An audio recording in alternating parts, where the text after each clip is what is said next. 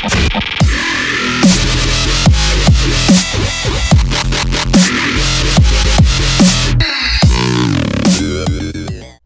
everybody, welcome to Mad Metal Guy Videos channel, bringing you a review of my graphics card. So this is going into my review of the whole laptop, but this is where we're going to focus on the graphics card itself and how it performs. Now I've already done a gaming performance, but I want to just go over the overclock, average frames per second that I get over the stock clocks, and stuff like that.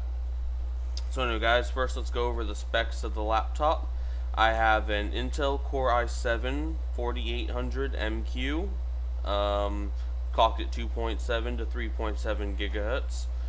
I have 16 gigabytes of DDR3 Kingston HyperX Beast, I don't know, it's just Kingston RAM at 1600 megahertz.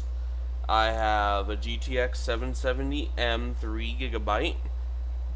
I have a Samsung 840 Pro SSD 128 gigabyte and a terabyte HGST 7200 RPM hard drive. So yeah, anyway guys, let's get to it. So first I want to show you is what I use to overclock. I use ASUS GPU Tweak.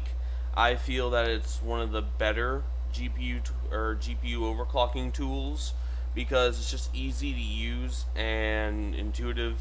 Not only that, but it's the only one that I can work better. Like, it's weird because I used MSI Afterburner, but for some reason that doesn't like to keep the settings on reboot. I've tried everything. I've even looked up a tutorial on how to do it, but MSI Afterburner just, it mind boggles me. So GPU Tweak is what I use to, well, overclock. So yeah, let's go over what the clocks are and the stock clocks. So the stock speeds of the graphics card, for the core it's 11 megahertz I believe, but it boosts up to 800 megahertz around there. But then again, I have the MSI edition, which could be different from the ASUS laptops, which we all know every laptop manufacturer gets a different card manufacturer.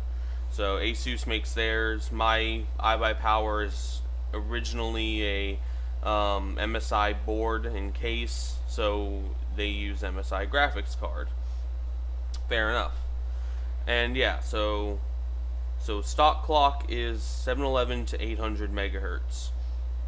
Memory clock is about 4008 megahertz effective. So that's effective memory clock. Yeah, there's some in the GPU world. There's GPU binning, so the graphics card lottery, basically. So this could affect how far you can overclock your card. Let's talk about my overclocks now. So on the graphics card, I overclock the core at all times at about 790 megahertz, around there, and the boost I put it all the way up to 900 megahertz. So by putting the boost clock, because GPU Tweak's different, it goes by boost, and it'll set your core clock to whatever it is. Yeah, basically if you set your boost to 900, your regular clock will be 790. So yeah, it just goes by boost clock and calculates the stock clock based on the boost clock. But yeah, so 900 megahertz boost and about 790 stock clock core. RAM, I did a lot of overclocking to at about 4750 megahertz. So I keep it at that. If I go any higher, this is where the GPU binning comes in, I will get graphical artifacting in my games. So I was unlucky to get a weak memory controller, or just weak memory in general, but somewhere along the line I can't go over 4750 megahertz, and I've seen people do it on the GTX 770M with the ASUS edition. So yeah, and I've already I've already planned out the cooling effect, because it still does it no matter what I do. I could be cooling it with water and it would still do the same thing. But yeah. But I have a 5-fan undercooling pad underneath my laptop, so yeah. So those are my overclocked speeds, 900 megahertz and 4750 megahertz effective. Now let's talk about how much performance gain I get over stock. So let's talk about Borderlands 2. So Borderlands 2 I've done extensive testing on. I've played over 20 hours, almost 20 hours of Borderlands 2. I've played over 20 hours of Borderlands 1. But Borderlands 2 I can pretty much max out, although I do turn two things down a little bit. Physics I turn down to low because I don't care too much for physics. I'm not really hyped on the physics. And I turned down the anisotropic filtering to 8x from 16. So, or it could be anti-aliasing, I don't know. Whichever one goes up to 16x, I turned down to 8x. So yeah. And with the stock, and that's with everything else maxed out, with the stock I get about 40 to 60 FPS. With the overclock, yes, it runs a little hotter, but you know, I'm using a controller, so I'm not even touching the computer really. I get about anywhere from 55 plus to about 70 plus. Like sometimes it does go above 70, but it all really depends on the environment I'm in. And yeah, so I'm not really going to do synthetic benchmarks because basically those don't tell you really shit about the performance, the actual performance of the laptop or the graphics card itself. So I'm just going off real world gaming performance at 1080p. Now this is with VSync off as well. So yeah, Battlefield 4 with stock clocks I have to play it on high.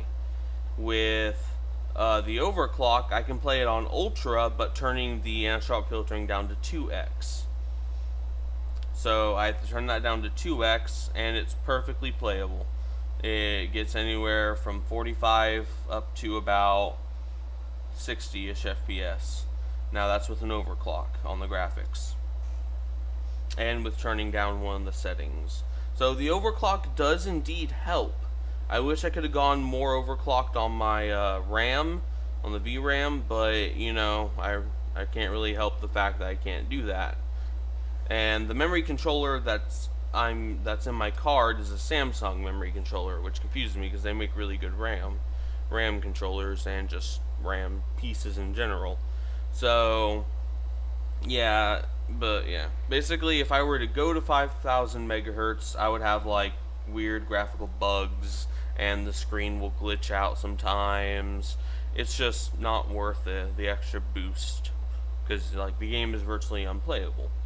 So yeah, let's talk about temperatures. So with the stock clock I would never see above about 55 degrees, but that's with stock.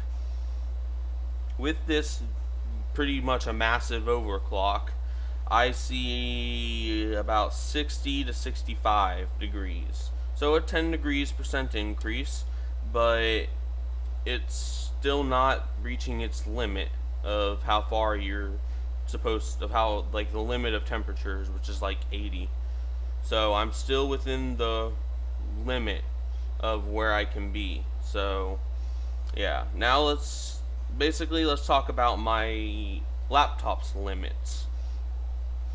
So since this is a laptop, it doesn't have a UEFI BIOS, my bad. So it doesn't have an unlocked BIOS either, so I can't really do overvolting. So 900 and I think it's like 20 something is the max I can push the graphics card.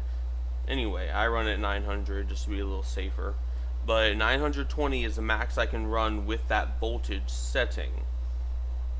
So yeah, since it's a laptop, you know, voltage is controlled very heavily for throttling reasons. And yeah, there's no unlocked BIOS for the CZ27 yet, so I'm sort of just SOL until then. But even then, I wouldn't really push it any further because, yeah, it's already going to 65 degrees. So yeah.